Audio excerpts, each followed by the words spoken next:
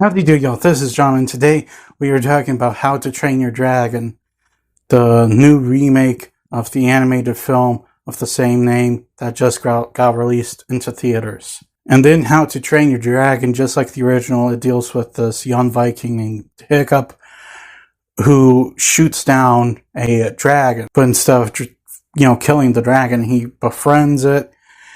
He starts to treat it as a pet. And he has to keep it hidden from the other Vikings who think that dragons are all pure evil. And thus we have a movie. Now, I really hope that, despite what I'm going to say with this movie, that DreamWorks does not continue with this live action remake of their animated films, because very few of their animated movies could ever work as a live action movie. Especially Shrek, and I know for a fact that if this movie's so successful that it tempts them to continue to do this, they're going to go after Shrek. And it just would not work as a live-action movie. That being said, How to Train Your Dragon is one of their few that I think could work in live action. The thing is that I didn't really trust the people making this movie. For the longest time, even though the director of the animated movies was making his live-action debut with this film, I just did not trust them at all. Thankfully, I can say for the most part, my distrust was unwarranted.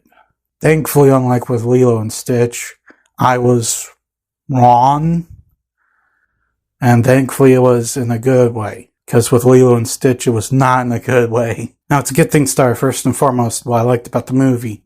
The entire setting, themes, and messages in the original movie are in this film. And, incredibly, they did not change things up significantly. Burke is still Burke. They added a few things in there. Some I did not like. Others I did. The themes and messages about, family values and, confronting reality, especially when you're wrong about something, they're still in this movie. Yes, a modern day movie with family values in it.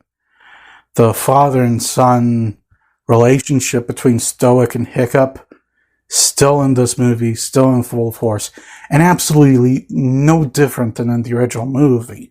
The father and son trying to, get a better understanding of each other and, accepting of each other's differences, that's still in this film. Stoic is a loving, caring father, despite his character flaws. There's this moment in the original film that I'm very glad they kept in the remake, where he says something absolutely horrible to Hiccup. And then when he walks out, he has this face like, why did I say that? I should not have said that. Because it was a lie. A lie he said out of anger. He wasn't thinking straight. People do that. And, I just love how they kept that in this movie and not demonize Stoic as a character. Hiccup is the oddball. He's the person that absolutely should not be fighting dragons but wants to.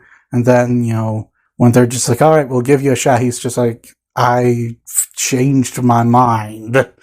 I will say this, with the remake, they did cut out a scene that I think is extremely important, because it's really the moment where Hiccup realizes that everything they think about dragons is wrong.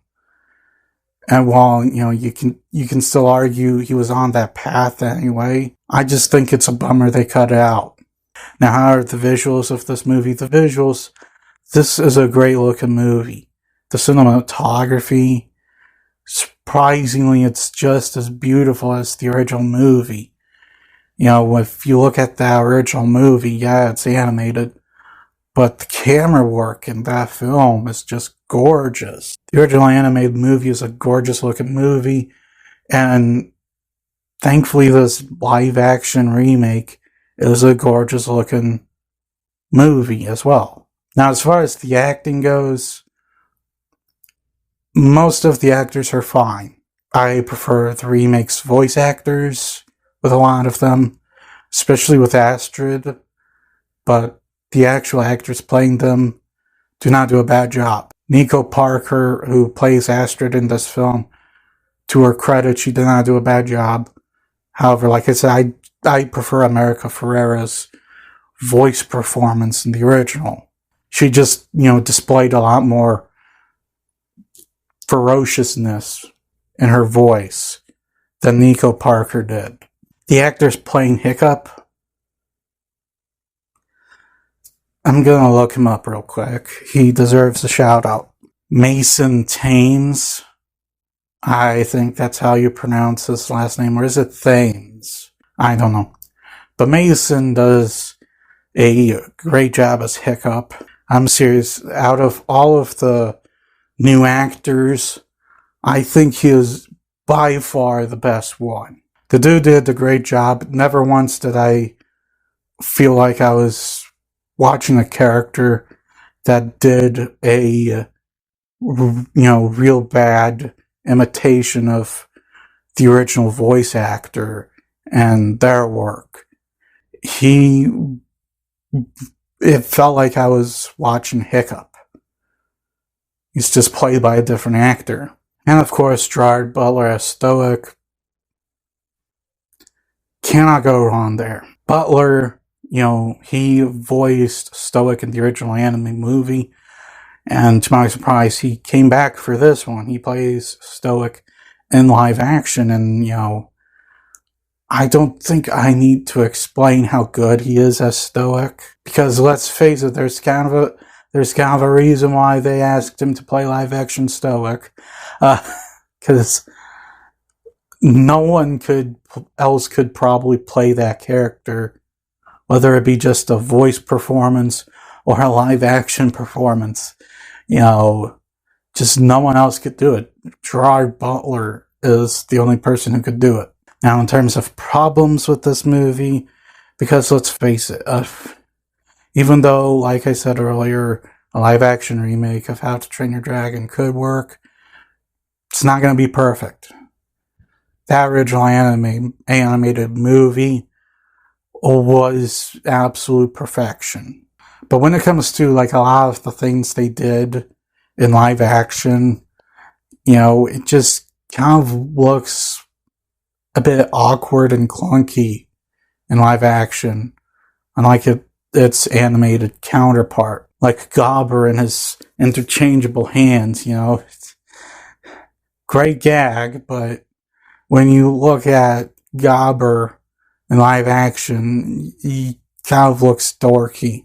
And it looks like that with, a lot of the dragons as well. Thankfully not Toothless. Not Toothless. Toothless looks great. And like I mentioned earlier, there is this scene that they cut out that I think is extremely important. Because, of course, it's really where Hiccup learns that everything that they know about dragons is just wrong. I don't think they understood just how important that scene is. There's also this, addition to the movie that I think if they had, had one of the these new characters die off screen, in a dragon attack that you don't see, I think it would have really lent itself to make the audience understand why so many people just don't believe that humans and dragons could get along. Said character, doesn't really do much. And, I just think that with the impact of seeing said person gone, who was kind of an integral figure to one of the other characters, I just think it would have hit home a lot more and made people, audiences understand why these Vikings just don't trust the dragons. Because that's just something with human nature. Something bad happens to one of us, we don't trust said thing again. So guys, at the end of the day, How to Train Your Dragon, the live action remake of the, DreamWorks animated movie, it's not bad. I will admit, I was skeptical on this movie. Thankfully, I was wrong. But I still really hope that DreamWorks does not fall into this trend of remaking their, animated movies into live action. Because like I said, most of them just would not work at all. That being said, I still think the animation is far superior.